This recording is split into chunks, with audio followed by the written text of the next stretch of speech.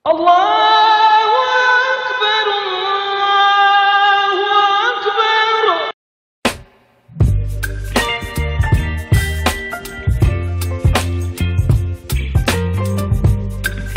Sebelum baginda Nabi itu iri dengan umatnya baginda Nabi. Iri macam mana? Dulu kalau umat-umat Nabi sebelum baginda Nabi ketika melakukan maksiat, Allah tegur langsung diberikan musibah. Bismillahirrahmanirrahim. Assalamualaikum warahmatullahi wabarakatuh. Alhamdulillahilladzi hadana bi ta'atih wa jazarna an maksiyatih wa ashhadu an la ilaha illallah iqraran bi wahdaniyatih wa ashhadu anna muhammadan abduhu wa rasuluh, amma ba'du. Hadirin jamaah muslimin wal muslimat rahimakumullah. Alhamdulillah, puji syukur kita kehadirat Allah atas segala nikmat-nikmat yang telah diberikan kepada kita. Sehingga dengan nikmat-nikmat itu Allah masih memberikan kesempatan kepada kita untuk hadir di dalam masjidnya yang tidak lain adalah lissolati, guna melaksanakan ibadah sholat yang tentunya kita kerjakan dengan cara berjamaah. Semoga masjid yang sekarang kita duduk di dalamnya ini kelak di akhirat akan bersaksi di hadapan Allah bahwa kita selama hidup di dunia termasuk golongan orang-orang yang soleh dan solehah. Allahumma amin ya rabbal alamin. Para jamaah yang dirahmati oleh Allah, melanjutkan bahasan kita pada pertemuan minggu yang lalu berkenaan dengan hukuman orang-orang yang melalaikan ibadah sholatnya. Man tahawana anis sholati aqabahullahu bi khamsa asyrata uqubatan. Sesiapa yang melalaikan ibadah sholatnya, maka Allah akan hukum sebanyak 15 hukuman. Sitatun fid dunia, 15 hukuman itu 5 ada di dunia. Wasalah satun indal mauti, 3 hukuman ketika hendak meninggal dunia. Wasalah satun fi qabrihi, 3 hukuman ada ketika berada di alam kuburnya. Wasalah satun inda khurujihi minal qabri, dan 3 hukuman Allah akan berikan ketika ia keluar daripada alam kuburnya. Para jamaah yang dirahmati oleh Allah, yang pertama daripada 5 Allah akan memberikan hukuman ketika berada di dunia. 6 daripada 15 perkara Allah akan berikan hukuman ketika berada di dunia. Yang pertama apa? Yungza'ul barakatu min umrihi, Allah akan hilangkan berkah daripada umurnya. Kemudian yang kedua, yumhasi massolihin, Allah akan menghapuskan yumhasi massolihina min wajihi, Allah akan menghapuskan tanda-tanda kesolehan daripada mukanya atau daripada wajahnya. Kemudian yang ketiga, kullu amalin ya'maluhu la ya'juruhullahu alaihi, setiap amal yang dia kerjakan Allah tidak akan memberikan ujrah atau tidak memberikan balasan kepadanya. Orang yang meninggalkan sholat meskipun melakukan amal-amal yang lain, maka amal-amal yang lain itu tidak mendapati pahala atau tidak mendapati balasan kebaikan daripada Allah di akhirat. Kemudian yang keempat, la yarfa'u lahu du'a'u ila samai, setiap doanya itu tidak terangkat ke langit, maknanya doanya tidak diterima oleh Allah. Kemudian yang kelima, laisa lahu hadzun fi du'a'is sholihin, orang yang melalaikan sholatnya tidak mendapati bagian daripada doanya orang-orang soleh. Orang soleh berdoa, meskipun ada orang yang mengamini daripada doanya orang soleh, tapi orang yang mengucapkan kalimat amin ini termasuk golongan orang-orang yang lalai dalam sholatnya, maka tidak termasuk daripada doanya orang-orang soleh. Kemudian yang keenam, yabghadu ila nasi, ia akan dimarah atau akan dibenci oleh kebanyakan orang. Kemudian ini 6 perkara ini sudah Ustaz jelaskan pada pertemuan minggu yang lepas. Kemudian 3 hukuman Allah akan berikan ketika hendak mati atau ketika mendekati kematiannya. Apa saja 3 hukuman itu? Yang pertama adalah annahu yamutu dzalilan. Orang tersebut mati dalam keadaan hina. Mananya apa? Mati tidak seumpamanya kebanyakan orang mati dalam keadaan hina. Kemudian yang kedua, mati dalam keadaan yamutu ja'ian. Mati dalam keadaan yang sangat lapar.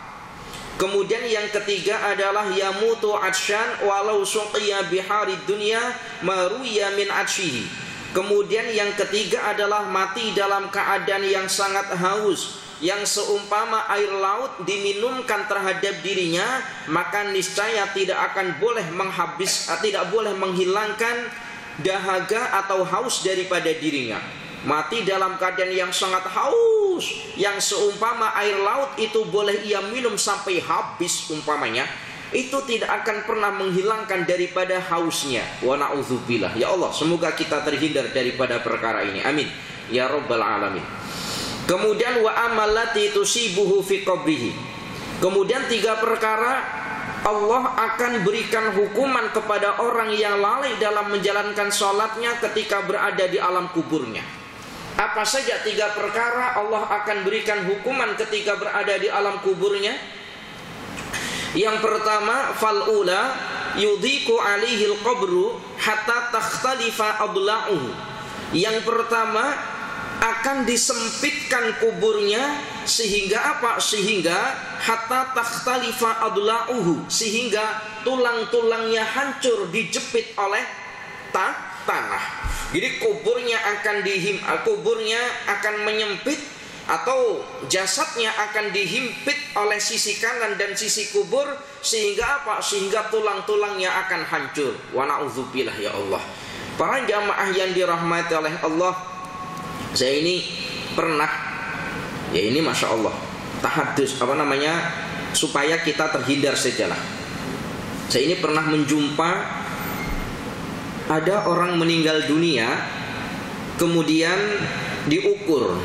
Jadi panjangnya orang yang meninggal ini kan biasa, kalau ada orang yang biasa gali kubur itu kan diukur panjangnya berapa, disesuaikan dengan tanah yang hendak digali. Itu sudah diukur, kemudian digalilah tanah, kemudian mayat siap untuk dimasukkan dalam tanah, ternyata tak muat, padahal sudah diukur.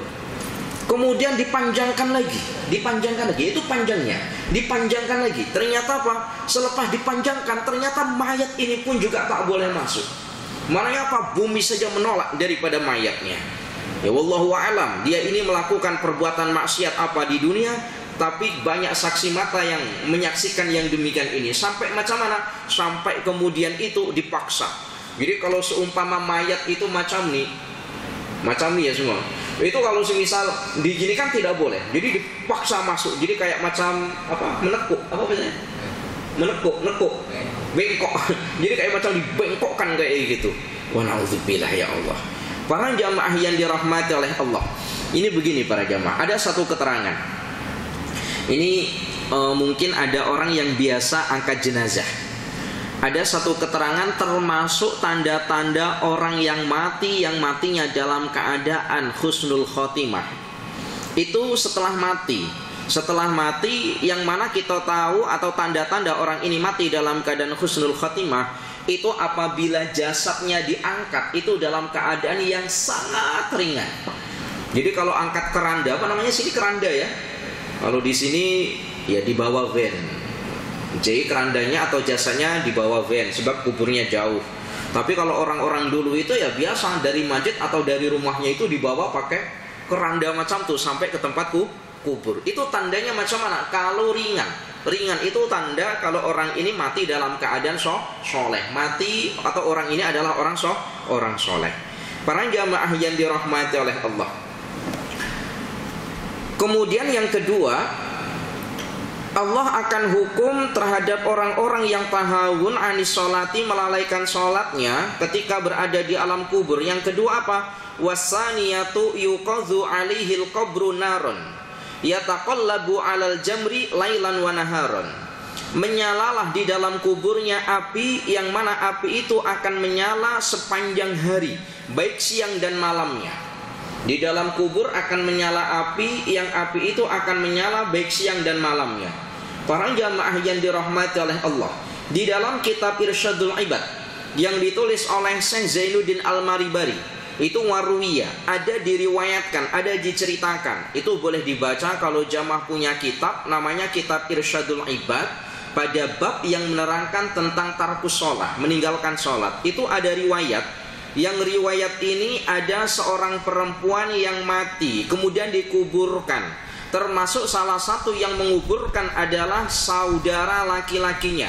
Ketika selepas dikuburkan, semua orang kembali balik ke rumah, saudara laki-lakinya juga balik ke rumah. Di tengah-tengah jalan, saudara laki-laki ini ternyata apa? Ternyata dompetnya, dompetnya itu tidak ada dekat kantong atau tidak ada dekat poket. Lalu dia ingat-ingat kira-kira jatuhnya di mana. Kemudian dia perasan ini pasti jatuhnya adalah ketika dia menguburkan daripada saudara perempuannya tadi. Kemudian apa? Kemudian dia ini balik lagi ke kubur, kemudian menggali kubur bermaksud nak mendapati daripada dompet tadi yang terjatuh ketika dia menguburkan saudara perempuannya. Ketika tanah digali ternyata apa? Nampak panas. Digali lagi lebih dalam, lebih panas lagi. Dalam lagi, lebih panas lagi. Akhirnya tidak jadi digali. Kemudian dipendam lagi tanahnya, kemudian diratakan lagi tanahnya. Kemudian balik ke rumah, sampai rumah menangis di hadapan ibunya. Wahai ibuku, aku nak menceritakan satu perkara. Yang umpama tadi diceritakan, kira-kira apa yang telah diperbuat oleh saudara perempuanku. Ibunya menangis, wahai anak laki-lakiku, ibu nak bercerita kepada engkau bahwa saudara perempuanmu ini dulu ketika masa hidupnya seringkali meremehkan atau seringkali melalaikan ibadah sholatnya. Itu boleh dibaca riwayatnya dalam kitab Irsyadul Ibad.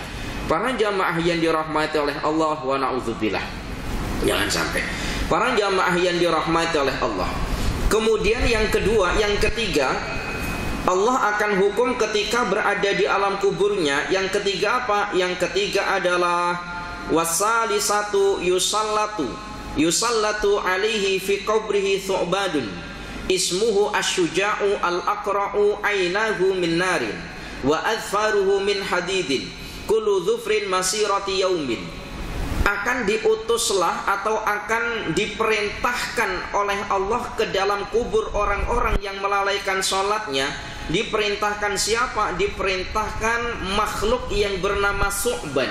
Su'ban ini adalah ular. Ismuhu as-suja', ular yang bernama Suja'. Jadi Allah akan memerintahkan atau mengutus ular di dalam kuburnya orang-orang yang melalaikan sholatnya. Yang ular ini namanya as-suja'. Jadi khusus ular ini namanya Suja'. Kemudian ainahu min narin, matanya itu selalu menyala api. Wa adfaruhu min hadidin, ular yang dia ini punya kaki yang kakinya itu ular ini mempunyai kuku yang setiap kukunya ini terbuat daripada hadid, terbuat daripada besi. Setiap hari ular ini masiratin kula yaumin, setiap hari akan menggaruk-garuk, mencakar-cakar si mayat, setiap harinya akan mencakar-cakar si mayat. Wa na'udzubillah. Para jamaah yang dirahmati oleh Allah, ya tentu kita tidak tahu ya. Tentu kita tidak tahu apakah nanti macam mana bentuknya. Jadi tak perlu kita bayangkan macam mana yang nanti hewan yang bernama Suja' kemudian mencakar-cakar si mayat ya. Di luar daripada kita boleh membayangkan apakah mencakar-cakarnya ini secara jasad atau secara ruh. Kita tidak mengetahuinya, tapi kita yakin bahwa azab di dalam kubur itu pasti ada. Para jamaah yang dirahmati oleh Allah, yukallimu al-mayyita. Kemudian as-suja' ini mengatakan kepada mayit, ana as-suja', masih memperkenalkan diri ular ini. Jadi wahai mayat, perkenalkan aku adalah Suja', katanya ini. Kurang lebih lah macam itu. Wahai mayat, yukallimu al-mayyita. Jadi Su'ban atau ular yang bernama Suja' tadi memperkenalkan diri kepada mayat. Wahai mayat, yukallimul mayyita fayaqulu ana Suja', saya adalah Suja'. Wa sautuhu mislu ra'di. Ketika mengatakan bahwa ana as-suja, saya adalah suja, itu suaranya umpama ar-ra'di, umpama ra'di. Ra'di itu maknanya umpama petir. Jadi umpama petir. Kemudian yaqulu, kemudian berkata, amaroni Allahu an adribaka ala tadyi'i sholati subhi ila tulu'i syamsi. Allah telah memerintahkan kepadaku, kata as-suja tadi itu, Allah telah memerintahkan kepadaku an adribaka, untuk memukulmu, ala tadyi'i sholati subhi, atas sebab engkau menyia-nyiakan sholat subuh, ila tulu'i syamsi, yang mana kau kerjakan sholat subuh selepas matahari tinggi. Kemudian wa adribaka ala tadyi'i sholati zuhri ilal asri, dan aku juga diperintahkan oleh Allah untuk memukulmu karena engkau telah menyia-nyiakan waktu sholat zuhur, yang mana sholat zuhur itu engkau kerjakan ilal asri, masuk pada waktu sholat asyar. Wa adribaka ala tadyi'i sholatil asri ilal maghribi, dan aku juga diperintah oleh Allah untuk selalu memukulmu karena engkau telah menyia-nyiakan waktu sholat asar, yang mana kau kerjakan pada waktu sholat maghrib. Wa adribaka ala tadyi'i sholatil maghribi ilal isya'i, begitu juga aku disuruh memukulmu karena engkau telah menyia-nyiakan waktu sholat isya, yang mana sholat isya itu engkau kerjakan ilal fajri, sampai yang mana sholat isya itu engkau kerjakan karena telah keluarnya fajar. Wa na'udzubillah. Para jamaah yang dirahmati oleh Allah, jadi dulu itu ya tidak ada para jamaah. Dulu tidak ada, atau dalam ilmu fiqh itu tidak diterangkan batas sholat isya itu macam mana, pukul berapa sampai pukul berapa, itu tidak ada dalam ilmu fiqh. Batasan sholat maghrib sampai pukul berapa sampai pukul berapa, ya tidak ada. Para jamaah yang dirahmati oleh Allah, tapi ada tanda-tandanya. Nah ini yang paling, waktu sholat antara sholat yang satu dengan sholat yang lain, yang paling dekat sekali atau yang paling pendek sekali, itu waktu sholat apa kira-kira? Antara sholat satu dengan sholat satunya, ini jaraknya paling dekat sekali. Itu kira-kira sholat apa? Sholat maghrib. Sholat maghrib. Maka dalam ilmu fiqh, habis waktu sholat maghrib itu bila, nah ini dalam ilmu fiqh, habis waktu sholat maghrib itu bila, itu boleh dibaca dalam kitab Ghoyah wa Takrib. Habis waktu sholat maghrib itu bila, habis. Jadi ketika sudah masuk waktu sholat maghrib, kemudian cukup digunakan untuk berwudu, cukup digunakan untuk memakai baju, cukup digunakan untuk melaksanakan sholat fardu maghrib, maka itulah setakat batas waktu sholat maghrib. Itu hanya itu saja. Karena apa? Karena sangat sempitnya waktu sholat maghrib. Jadi hanya waktu sholat maghrib itu sampai bila, itu diterangkan. Jadi begini, ketika sudah masuk waktu sholat maghrib, maknanya azan maghrib sudah masuk. Itu tanda-tandanya kalau azan itu ya memang tanda sholat maghrib. Tapi kalau kita berada di tengah-tengah hutan, yang mana kita tidak mendengar azan, suara azan, kemudian baterai handphone kita juga habis, tak tahu dah jam, kita pun tak bawa jam. Coba kira-kira macam mana kita nak tahu kalau itu sudah masuk waktu sholat maghrib? Gimana kira-kira? Kira-kira Ustadz lah, kalau gelap di tengah hutan itu selalu gelap. Bagaimana? Orang jamaah yang dirahmati oleh Allah, ketika matahari tenggelam. Jadi ketika matahari tenggelam, maka itu sudah tanda masuk waktu sholat maghrib. Sampai batasannya sampai bila? Tadi itu sampai sekira cukup kita gunakan untuk berwudu, kemudian untuk ganti baju, kemudian untuk melaksanakan sholat maghrib 3 rakaat. Sudah itu saja waktunya. Maka tidak disunatkan di dalam sholat di dalam sholat sunnah itu tidak disyariatkan ada sholat yang namanya qobliyah maghrib. Itu tidak ada. Kenapa? Sebab sempitnya waktu sholat maghrib. Para jamaah yang dirahmati oleh Allah, jadi perihal tentang sholat qobliyah para jamaah, sekira sudah mendekati iqomat kurang 1 menit sahaja semisal, atau kurang 30 detik sahaja, kita datang ke masjid. Macam mana Ustadz? Apakah perlu saya sholat qobliyah atau sholat tahiyatul masjid? Kalau saya sholat tahiyatul masjid tentu sudah iqomat, belum sempat salam sudah iqomat. Macam mana? Kira-kira yang penting. Maka tidak perlu kita sholat sunnah. Kenapa? Sebab mendapati takbiratul ihramnya imam itu jauh lebih utama. Nah ini, para jamaah yang dirahmati oleh Allah. Kemudian kecuali kalau semisal begini, pada sholat Jumat, kemudian kita datang ke masjid, imam tengah dalam keadaan khutbah. Mana? Apakah kita boleh sholat sunnah ketika imam tatkala atau sedang berkhutbah? Apakah boleh sholat sunnah? Jawabnya boleh. Tetapi dalam ilmu fiqh diajarkan khafifataini. Sholat yang kita kerjakan tatkala imam tengah berkhutbah itu dikerjakan dengan khafifataini, dengan cara yang ringan. Ringan itu maknanya macam mana? Tak perlu kita panjang-panjang bacaannya. Sholat sunnah, kita datang, imam tengah sang khotib tengah berkhutbah, kita datang lalu kita sholat sunnah, baca suratnya surat Al-Baqarah, belum habis sholat Jumatnya sudah selesai. Nah, ini. Jadi tak perlu panjang-panjang, cukup kita ambil rukun-rukunnya. Para jamaah yang dirahmati oleh Allah, kecuali kalau semisal kita datang kemudian sang khatib ini sudah nak habis daripada khutbahnya, maka tak perlu kita sholat sunnah. Para jamaah yang dirahmati oleh Allah. Kemudian fakullama duriba durbatan. Tadi dikatakan Asy-Syuja diperintahkan oleh Allah untuk memukul si mayat, karena si mayat ini ketika masa hidupnya melalaikan daripada ibadah sholatnya. Asar dikerjakan di waktu maghrib, maghrib dikerjakan di waktu isya umpamanya. Fakullama duriba durbatan, setiap pukulan, setiap mayat ini dipukul oleh Asy-Syuja tadi itu, yaghusu fil ardi sab'ina dhira'an, akan tenggelam sejauh tenggelam atau sedalam macam mana? Sab'ina dhira'an, 70 dhira'. Satu dhira' itu kurang lebih segini. Ini satu dhira'. Jadi kalau setiap pukulan 70 dhira' kira-kira seberapa? Situ, wah kurang lagi 70 dhira'. Wah, ukur sendirilah. Itu setiap kali pukulan itu 70 dhira' tenggelamnya orang tersebut.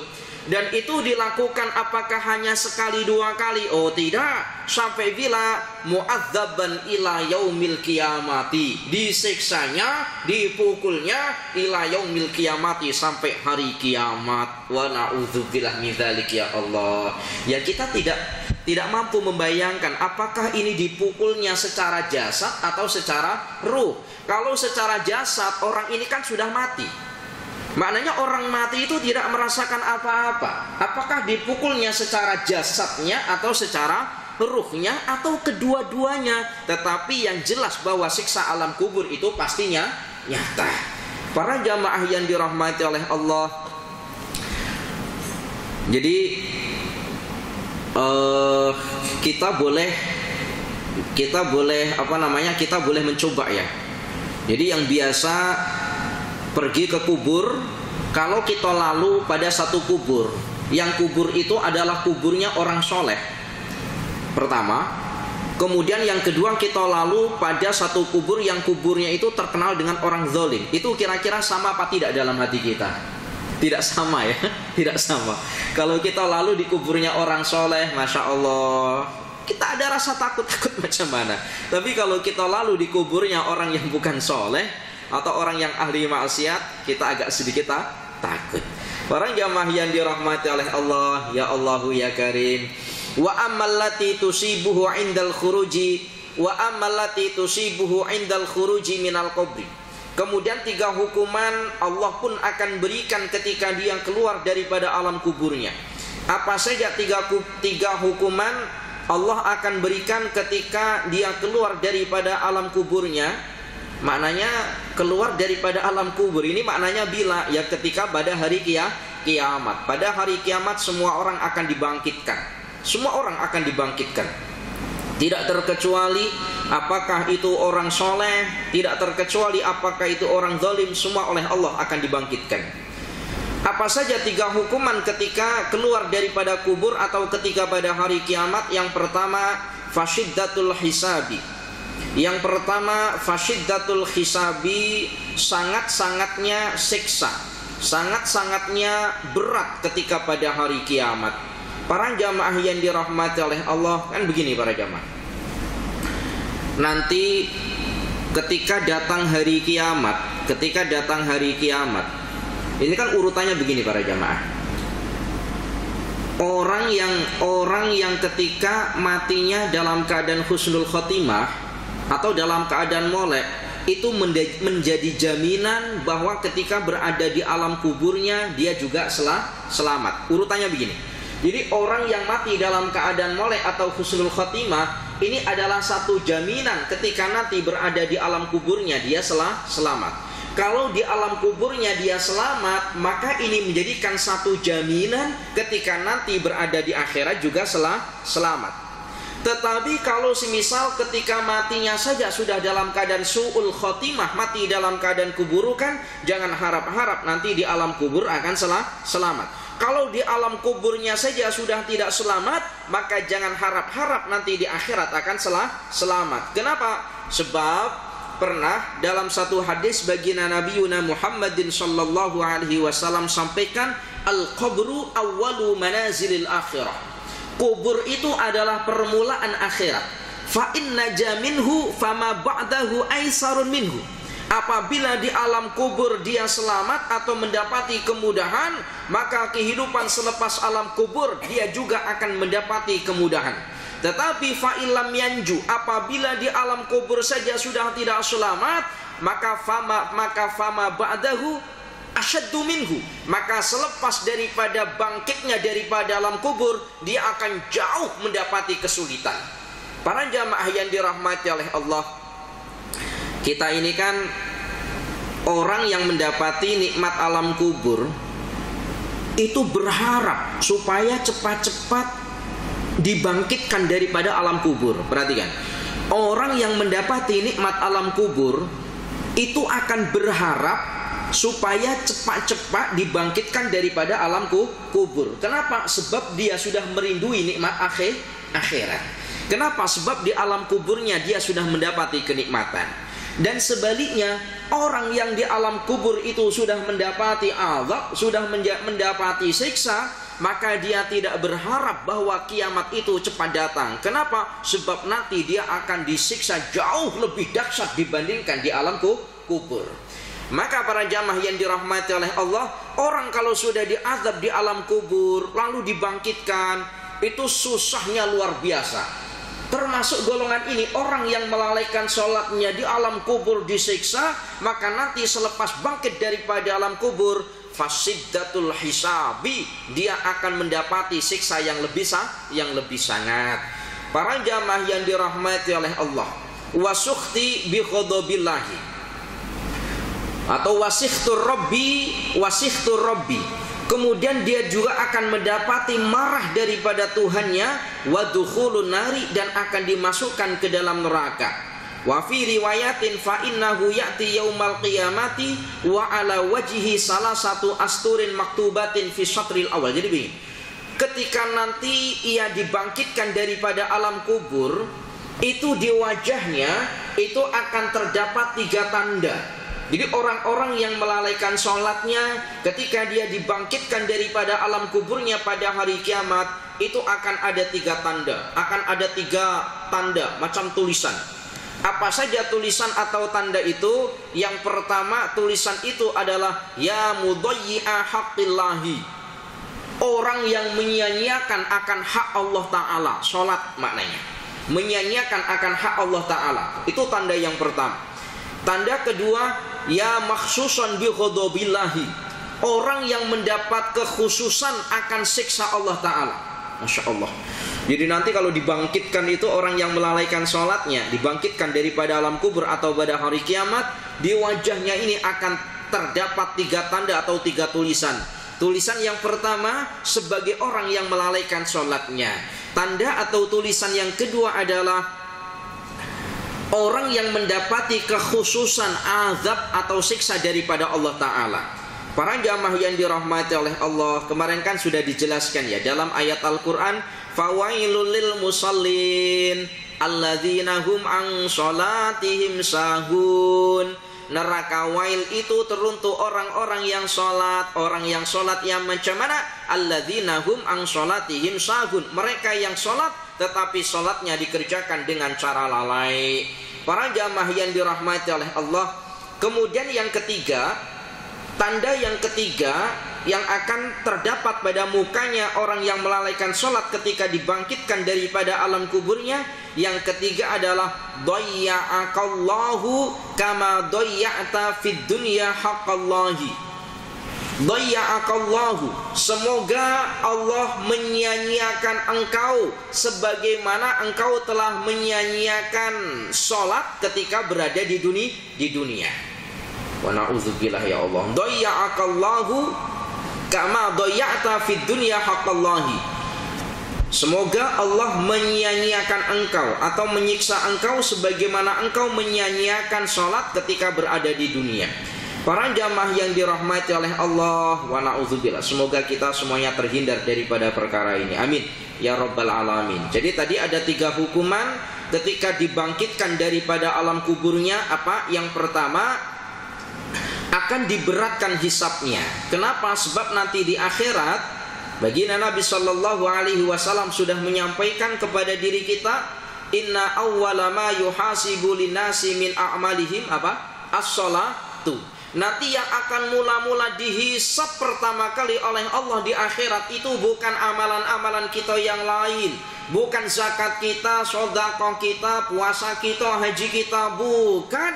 Tetapi yang pertama kali akan dihisab oleh Allah, akan dimintai pertanggungjawabannya kepada diri kita atas amal-amal kita di dunia adalah berupa ibadah sholat. InsyaAllah. Para jamaah yang dirahmati oleh Allah. Kemudian tadi yang kedua, yang pertama akan diberatkan hisabnya, yang kedua mendapat murka daripada Allah Ta'ala, kemudian yang ketiga adalah dakhalan nar, masuk dia ke dalam neraka. Wa na'udzubillah min dzalik. Para jamaah yang dirahmati oleh Allah, ada satu kisah. Kisah ini sama diriwayatkan di dalam kitab Irsyadul Ibad. Ada seorang perempuan daripada Bani Israel. Inni imra'atan min Bani Israel ja'at ila Musa. Ada seorang perempuan daripada Bani Israel datang kepada Nabi Musa. Faqalat ya Nabi Allah, aznabtu dzamban 'aziman. Wahai Nabi Allah yang bernama Musa, aku adalah seorang perempuan yang telah melakukan dosa besar, kata perempuan ini. Wa qad tubtu ilallahi ta'ala, dan sungguh aku nak bertaubat kepada Allah Ta'ala, kata perempuan ini. Fada'illah ayyaghfirali dzambi wa yatubu alayya.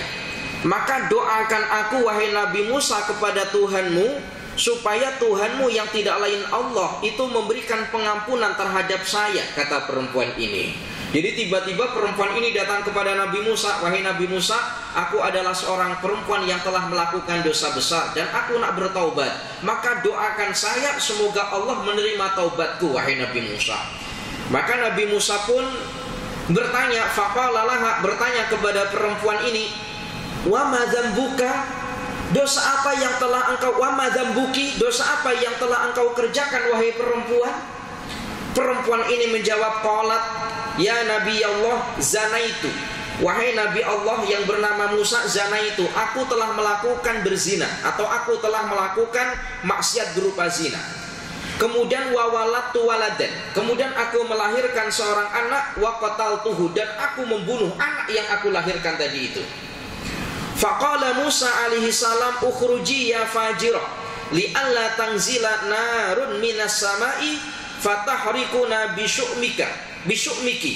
Wahai perempuan, lekaslah engkau pergi daripada hadapanku, karena aku takut nanti Allah akan menurunkan api daripada langit, yang mana api itu akan membakar semua orang disebabkan karena keburukanmu wahai perempuan. Jadi dulu para jamaah, umat baginda Nabi, kita ini itu sangat diiri oleh umat-umat sebelum baginda Nabi. Bukan hanya umat-umat sebelum baginda Nabi, bahkan nabi-nabi sebelum baginda Nabi itu iri dengan umatnya baginda Nabi. Iri macam mana? Dulu kalau umat-umat Nabi sebelum baginda Nabi ketika melakukan maksiat, Allah tegur langsung diberikan musibah. Umatnya Nabi Saleh bermaksiat, tak nak bertaubat. Akhirnya apa? Allah turunkan gempa bumi yang dahsyat. Umatnya Nabi Nuh ketika bermaksiat disuruh taubat, tapi menunda-nunda taubat, bahkan tak nak bertaubat, Allah turunkan berupa apa? Banjir bandang, bahkan menenggelamkan anak daripada Nabi Nuh yang tidak taat. Dan banyak kisah-kisah Nabi sebelum baginda Nabi. Tetapi umat baginda Nabi Shallallahu Alaihi Wasallam ketika melakukan perbuatan maksiat, Allah masih memberikan kesempatan untuk apa? Bertaubat. Allah masih memberikan kesempatan untuk bertaubat. Dulu pernah di zaman Nabi Musa itu pernah terjadi kemarau yang panjang sekali. Banyak hewan mati sebab kehausan. Lalu Nabi Musa itu mengajak umatnya untuk melakukan sholat istisqa, sholat untuk meminta siraman air hujan. Sekali dikerjakan, Allah belum turunkan hujan. 2 kali dikerjakan, Allah pun juga belum turunkan hujan.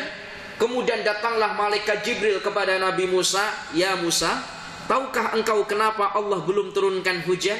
"Kenapa wahai malaikat Jibril?" "Sebab ada salah satu seorang daripada umatmu, yang mana umatmu ini, satu orang saja daripada umatmu, yang mana umatmu ini ahli menghibah, membicarakan keburukan orang lain. Selagi umatmu yang satu itu belum bertaubat, maka selama itu Allah belum turunkan hujan kepada engkau dan umatmu. Sebab maksiatnya satu orang, maka orang yang soleh pun terkena musibah." Paham ya ini ya? Masya Allah. Para jamaah yang dirahmati oleh Allah. Kemudian Nabi Musa ini mengatakan, "Wahai perempuan, cepatlah kau pergi daripada hadapanku. Aku takut kalau Allah nanti akan menurunkan api daripada langit yang akan membakar semua orang disebabkan karena kesalahanmu." Maka fakharajat min indihi munkasiratal qalbi. Perempuan ini pun pergi daripada hadapan Nabi Musa dengan hati yang penuh kecewa. Nabi Musa disuruh mendoakan tapi tak nak. Karena apa? Karena beratnya dosa. Kecewa perempuan ini. Lalu pergi dalam keadaan menangis. Fanazala Jibrilu alaihi salam. Kemudian turunlah Jibril alaihi salam. Wa qala, "Ya Musa, Ar-Rabbu ta'ala yaqulu laka." Wahai Musa, Tuhanmu yang tidak lain Allah yaqulu laka berkata kepada engkau, "Lima rodatta at-taibata ya Musa." Kenapa engkau tolak? Lima rodatta, kenapa engkau tolak at-taibata ya Musa, perempuan yang tengah bertaubat tadi? Kenapa engkau tolak? Kenapa engkau halu wahai Musa? Amma, kemudian apa? Kemudian Nabi Musa mengatakan, "Amma wajatu syarran minha." Amma wajatu syarran minha. Qala Musa ya Jibril. Lalu Nabi Musa mengatakan kepada Jibril, kemudian, "Lima rodatu ta'ibata ya Musa, amma wajatu syarran minha." Wahai Nabi Musa, kenapa engkau usir perempuan tadi yang hendak melakukan taubat, sementara masih ada dosa yang jauh lebih besar dibandingkan dengan dosa yang tadi perempuan itu kerjakan? Lalu Nabi Musa pun mengatakan, "Qala Musa ya Jibril, wa man syarrun minha." Wahai Jibril, keburukan apa yang lebih besar dibandingkan dengan keburukan yang telah dikerjakan perempuan tadi? Dia berzina, kemudian melahirkan seorang anak, lalu anaknya dibunuh. Keburukan apa yang jauh lebih besar dibandingkan dengan perempuan yang dikerjakan tadi itu? Qala, menjawab siapa? Jibril, "Mayyat rukus sholata amidan muta'amidan." Yaitu orang yang meninggalkan sholat dengan cara sengaja, dosanya jauh lebih besar dibandingkan dengan perempuan tadi itu. Berzina, melahirkan, kemudian dibunuh bayinya. Itu dosanya jauh lebih besar. Dosanya jauh lebih besar, yaitu dosanya orang yang meninggalkan sholat dengan cara apa? Sengaja. Baginda Nabi Shallallahu Alaihi Wasallam di dalam hadisnya menjelaskan, "Man tarokas sholata muta'ammidan faqad kafaro." Sungguh orang yang telah meninggalkan sholat dengan cara sengaja, maka faqad kafaro, orang tersebut sudah dihukumi sebagaimana orang kafir. Wa na'udzubillah min dzalik ya Allah. Para jamaah yang dirahmati oleh Allah, cukup. Insya Allah kita lanjutkan pada pertemuan-pertemuan yang akan datang. Insya Allah tadi 15 hukuman sudah Ustaz jelaskan terhadap orang-orang yang tahawun anis sholati, yaitu 6 hukuman ada ketika berada di dunia, 3 hukuman ketika hendak meninggal dunia, 3 hukuman ketika berada di alam kuburnya, dan 3 hukuman ketika keluar daripada alam kuburnya. Semoga kita terhindar daripada perkara-perkara tersebut yang boleh mendatangkan azab terhadap diri kita baik di dunia maupun di akhirat kelak. Amin ya rabbal alamin. Al-afu minkum. Mohon maaf apabila ada kesalahan. Ihdinas shiratal mustaqim. Tsumma assalamu alaikum warahmatullahi wabarakatuh.